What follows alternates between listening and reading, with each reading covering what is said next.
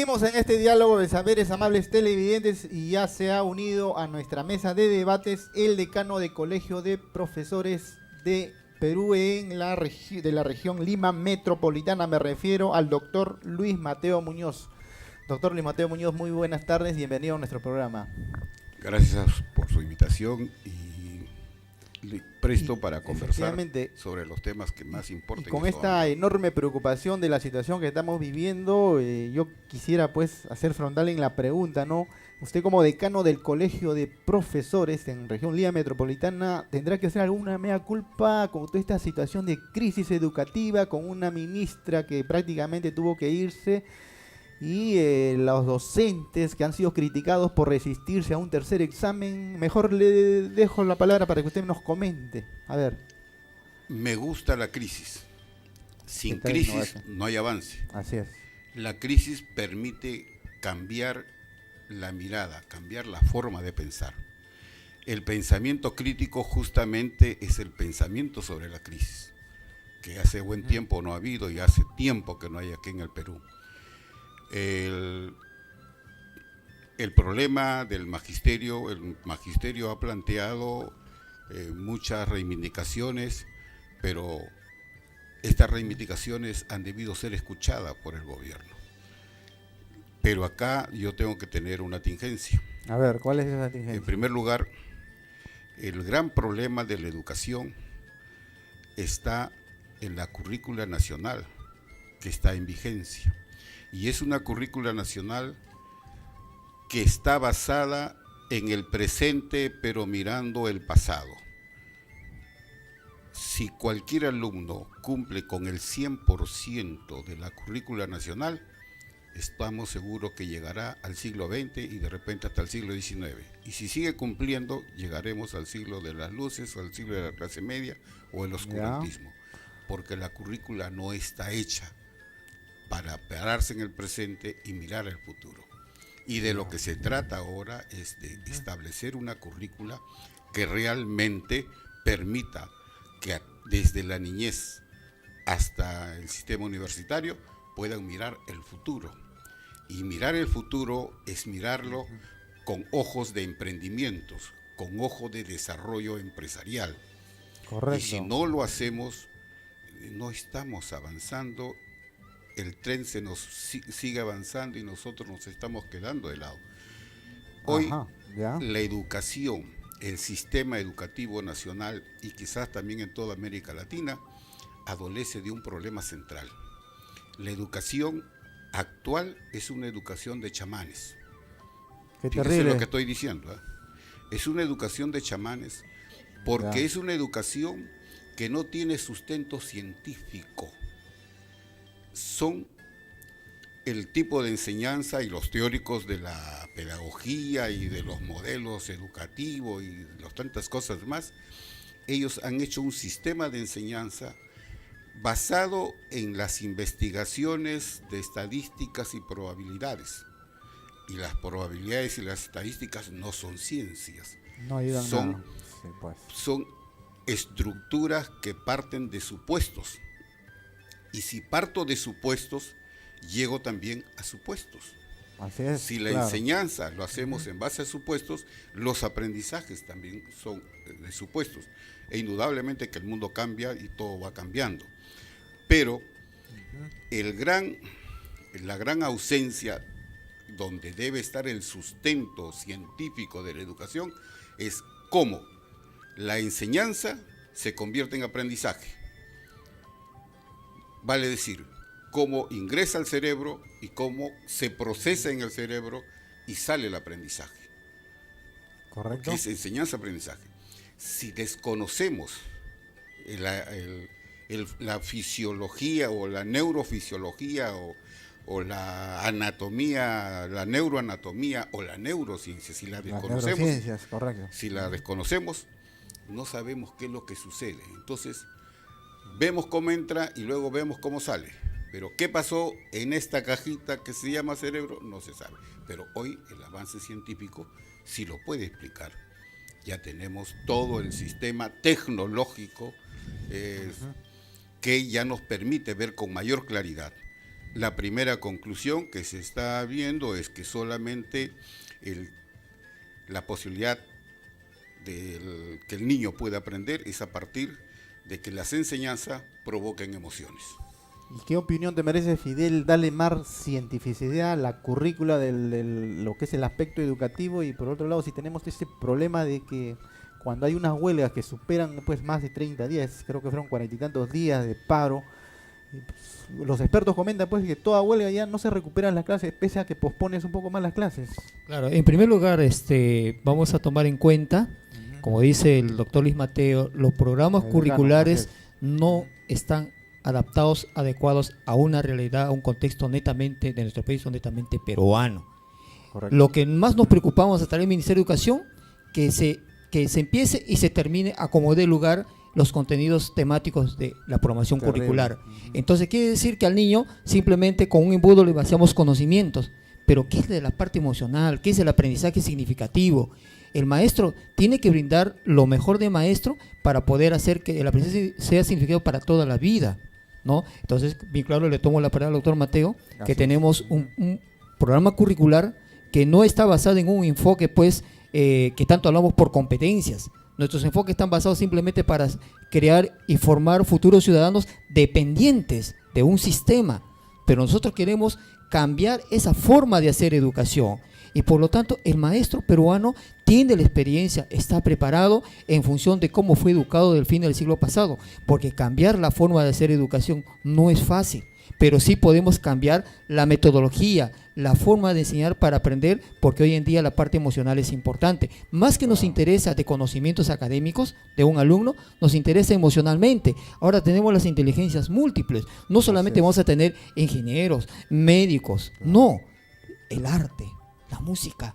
Entonces, son tantos aspectos muy importantes que inclusive ahora se habla pues de la economía naranja, que la magíster también nos lo va a explicar un poquito más en detalle porque también ha investigado el tema, porque ella es una experta en tema de emprendimiento, el tema de liderazgo de la mujer, ¿no?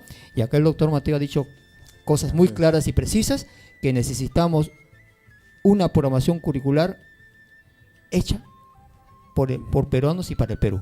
Liliana, en ese sentido, en Colombia, coméntanos un poquito, porque ahora viene esta preocupación, ¿cómo será la educación de aquí 20 o 30 años? ¿No? Y se habla mucho, pues, de que, así como comentamos hace un momento, pues, que habrá de repente ese desprendimiento del face-to-face docente-alumno, sino más bien de repente, así como los profesionales nos capacitamos vía online, eso quería de repente como una propuesta trasladarse al aspecto educativo de la educación secundaria, primaria. ¿Es viable eso de acá en poco tiempo? Bueno, en Colombia se hacen algunas cosas online, pero realmente pienso que lo más importante, yo retomo también lo que dijo acá el doctor, es educar para la vida. Educar para la vida, efectivamente. ¿Cierto? Claro. Entonces, cuando yo educo para la vida, estoy teniendo en cuenta al ser humano. Que no es un robot, ¿cierto? Que no es un robot, ni es un embudo. Y no educo por la nota, porque yo digo, listo, yo saco hoy 5 o 10, no sé cuál será la máxima nota aquí, bueno, 20. O 20, bueno, es vigesimal, pues. Entonces resulta que mañana me preguntan y no me acuerdo, pero si me equivoqué, eso jamás se me va a olvidar, ¿cierto que es así? Entonces hay que educar es para la vida, y ese tema, y me encantó cuando él habló del emprendimiento, o sea, es que necesitamos seres humanos autónomos y empoderados, capaces de tomar sus propias decisiones. Y el primer paso está en la familia y en la educación. Ciertamente. Decano, mire, cuando la licenciada dice seres humanos autónomos, por ahí los tecnólogos dirán, pero podemos también crear robots autónomos que reemplacen al profesor. ¿Qué tendríamos que decir a los docentes cuando se sorprenden un comentario de esta naturaleza? Que alguien dice, pues, van a haber robots autónomos que van a suplir la labor del docente y no habrá más huelgas en el futuro. El ser humano tiene que hacer para seguir siendo él. O sea, el ser humano, así es.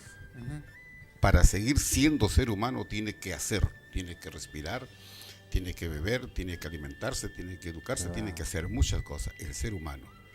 Y en ese hacer, tiene que ser libre.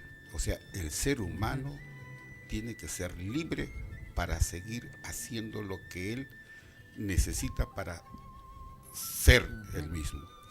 Correcto. O sea, entre el ser y el hacer, el que nos une debe ser la libertad. Y esa relación del ser y el hacer es la propia existencia y la educación del ser humano. Esa relación del ser con libertad, de su hacer con libertad, nos produce un tener. Y en ese tener debe ser un bien tener que permita que se respete la libertad de los demás, para que ese tener también sea consecuencia de todo un proceso colaborativo y no de un proceso de explotación. Si se tiene, entonces puedo tener un bienestar. Genial, sí. Y si tengo ese bienestar, tengo esa comodidad, tengo esa capacidad de mirar más hacia adelante. Y entonces puedo emprender. Y sé que emprendiendo voy aprendiendo, y aprendiendo sigo emprendiendo.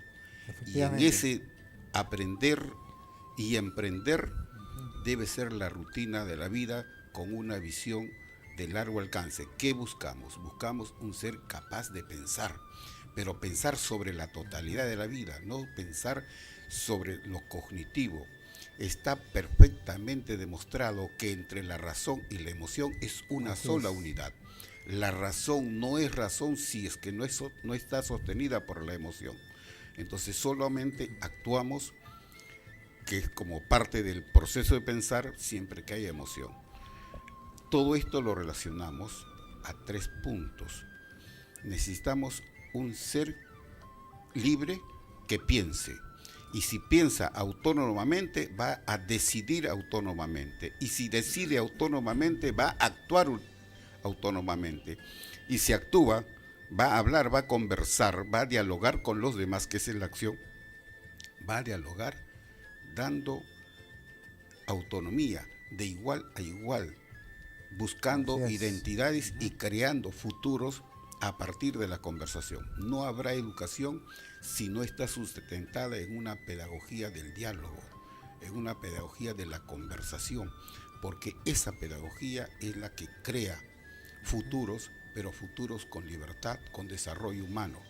La tecnología se tiene que poner al servicio de ese bienestar y la felicidad del hombre. Claro, pero también ahí quiero hacer un énfasis, doctor, es bien cierto lo que usted dice, pero para poder lograr esa aspiración, ese ideal de emprendimiento basado en un cambio emocional, valorativo desde la persona humana, tenemos que tomar en cuenta que la pobreza y la ignorancia podemos erradicar, podemos cambiar a través de la educación y el conocimiento, porque si nosotros no hacemos políticas claras para transformar una sociedad que lo exige el Perú, el tema de recobrar los valores, entonces va a ser complicado que podamos tener una educación moderna, una educación mediada por tecnología, una educación con visión mundial, porque el Perú tiene todas las condiciones para poder aportar. Y eso significa hacer políticas públicas de educación desde transformación y hacer una reingeniería en la educación. Liliana, desde las mujeres solidarias, mujeres emprendedoras solidarias, ¿qué tendrías que decir sobre esta materia? Bueno, estoy de acuerdo también con lo que ambos acaban de decir y pienso que el emprendimiento es una buena opción, porque es que el emprendimiento es el que nos enseña a actuar, ¿verdad? A tomar decisiones. Así es, claro. Es el que nos lleva al cambio. Entonces, autoexigirnos, a ser coherentes, como digo yo, hacer y parecer. La coherencia, ¿verdad? Que a veces parecemos pero no somos, o somos y no parecemos. Entonces, es buscar cada vez más la coherencia, y el emprendimiento es un gran camino. Y hoy día estamos hablando de las economías naranjas, que son las industrias creativas. Son las economías emergentes en el mundo, y es un programa que está manejando el BID. Y correcto. Precisamente están apuntándole a Perú como uno de los países con más alto índice de progresar o desarrollar estas economías naranjas, desde el punto de su gran riqueza que ustedes tienen, que es la culinaria. Genial, ¿verdad? Bueno, se nos ha terminado el programa, más bien yo le cedo 1 minuto a cada uno de ustedes para que se dirijan a nuestros amables televidentes. Por favor, empezamos. Bueno, veo con buenas expectativas el cambio de ministro de Educación. Correcto. Como le decía, la crisis me agrada, porque esto nos hace pensar y se entiende que pronto vamos a tener una nueva ministra o ministro de Educación que, si convoca a las instituciones, podemos aportar mucho a que la educación en el Perú mejore. Y luego, cuando se mejora la totalidad de la educación, también tenemos que mejorar y partir de que la única forma o reforma de la educación es a partir del maestro.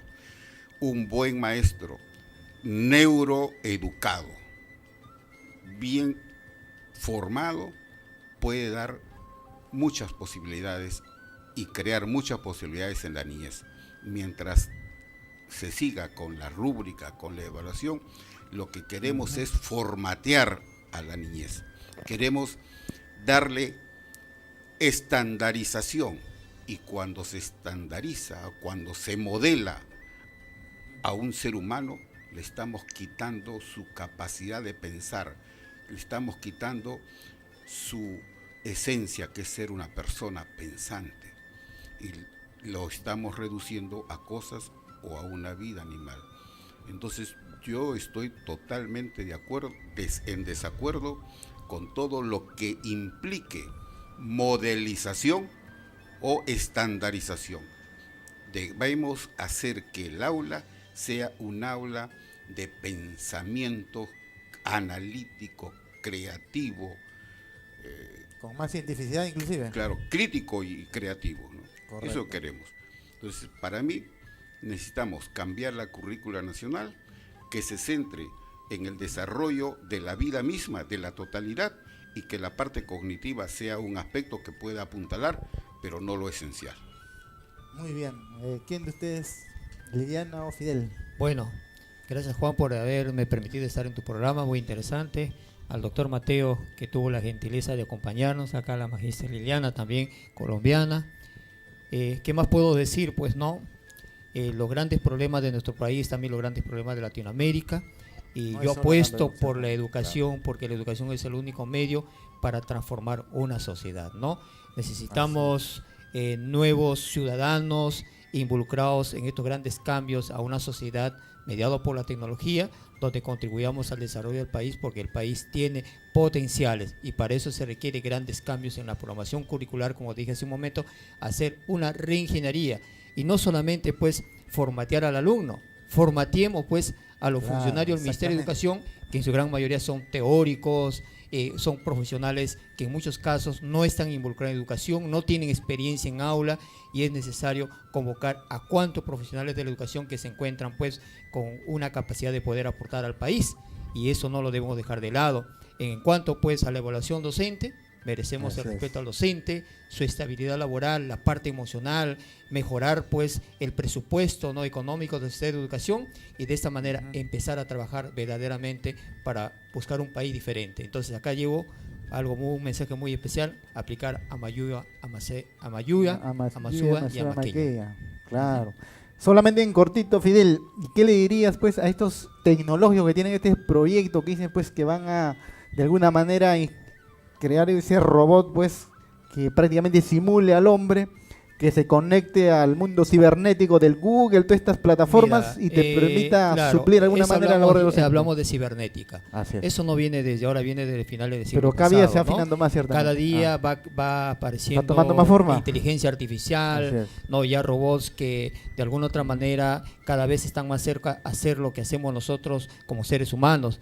Pero créeme, detrás de una máquina siempre va a ser un ser humano. Siempre va a estar el ser humano. Te voy a decir que digamos, el cerebro humano, ¿no?, es algo impresionante, es algo que nadie lo va a cambiar y nadie lo va a reemplazar, ¿no? Pero sí es cierto que estamos con la inteligencia artificial y tenemos que prepararnos para esos grandes cambios necesariamente, porque la revolución tecnológica ha venido para quedarse, ha transformado la sociedad, ha transformado al ser humano, ha transformado la historia de la humanidad, y por lo tanto tenemos que estar preparados. Muchas gracias, Fidel. Liliana, por favor, para despedir el programa. Bueno, para despedir el programa, puedo decir que es importantísimo, vuelvo y repito lo que dije ahorita, educar para la vida. Educar para la vida. ¿Verdad? Necesitamos los líderes del siglo XXI, líderes y lideresas del siglo XXI. Hombres y mujeres. Hombres y mujeres, seres humanos, por eso hablo de seres humanos. Ustedes se están empoderando cada día más, las damas. Sí, tenemos que empoderarnos, ¿verdad? para ser líderes de nuestras propias vidas y de nuestro propio desarrollo. Así es, así es. Y como cierro diciendo pues el eslogan de mi red que dice: si nosotras podemos, tú también puedes, súmate. Genial, Liliana, muchísimas gracias a todos ustedes y nos estamos viendo pues en una próxima oportunidad. Nuevamente les será las invitaciones correspondientes. Sé que hay todo un reto, un debate, esto no acaba acá, pues hay grandes retos que tenemos que seguir debatiendo y aportando a la educación. Bien, amables televidentes, hemos llegado al final de este debate Saberes el día de hoy con Fidel, con el decano del Colegio de Profesores Lima Metropolitana, y Liliana, que nos ha visitado desde Colombia, está en una estadía en nuestro país, volcando sus experiencias y sus conocimientos, impartiendo charla y compartiendo con muchos peruanos en nuestro país. Muchísimas gracias, nos vemos en el próximo programa.